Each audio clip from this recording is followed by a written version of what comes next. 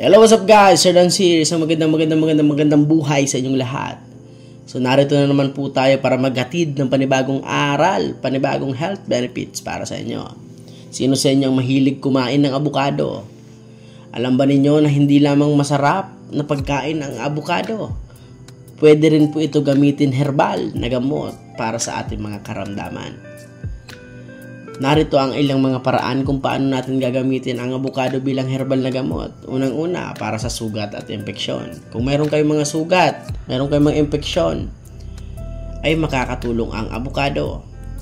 Sapagkat ang abukado po ay may antimicrobial na katangian na maaaring pumatay ng mga mikrobyo na sanhi ng sugat at impeksyon. Paano natin ito gagawin? Didikdikin mo lamang ang laman ng abukado at ilagay ito mismo sa sugat o kaya naman doon sa may impeksyon. Hayaan mo itong tumagal ng 15 minutes hanggang 20 minutes bago mo ito hugasan. Huhugasan mo lamang po ito gamit ang maligamgam na tubig. Gawin mo ito araw-araw hanggang gumaling ang iyong sugat o impeksyon. Halimbawa, kung ikaw ay nasugatan sa kamay, habang nagluluto, maaari mong gamitin ang abukado bilang pampahid sa iyong sugat para maiwasan ang impeksyon at mapabilis ang paghilom ng sugat.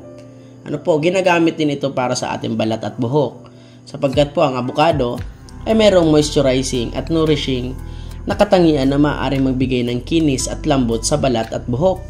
Maaari mo rin itong gawing maskara ang abukado para sa balat o buhok. Ihalo ang laman ng abukado sa isang kutsara ng honey at ilagay ito sa iyong muka o kaya naman sa iyong anit. Ano po, hayaan mo itong tumagal ng 30 minutes bago mo banlawan ng tubig.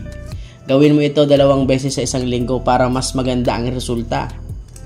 Halimbawa, kung ikaw ay may tuyo at buwagag na buhok dahil nga sa ang dami-dami mong ginagamit na kemikal, maaari mong subukan ang abukadong maskara para maibalik ang sigla at lakas ng iyong buhok.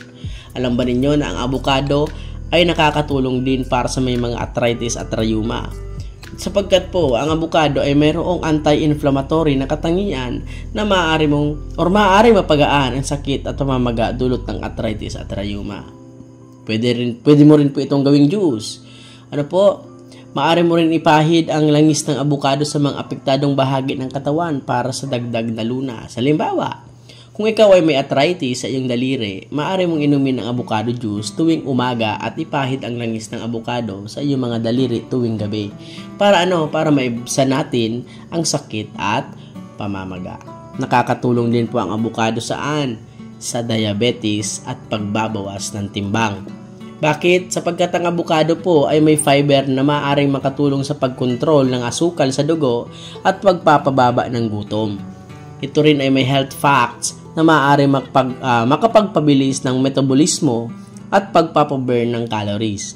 Maaari tayong kumain ng avocado bilang snack o kaya naman dessert. Kaya naman itong gawing smoothie ang avocado kasama ang iba pang mga prutas. Ano po, halimbawa, kung ikaw ay may diabetes o gusto mong magbawas ng timbang, maaari kang kumain ng avocado kasama yung yogurt. O kaya naman ay gawing smoothie ang avocado kasama ang saging at gatas. Ano po? Ang avocado ay napakagandang prutas. Ito ay epektibong herbal na gamot para sa iba't ibang uri ng karamdaman.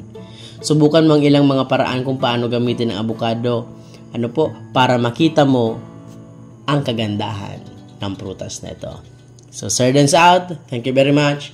God bless. Hanggang sa susunod natin pagkikita. Paalam.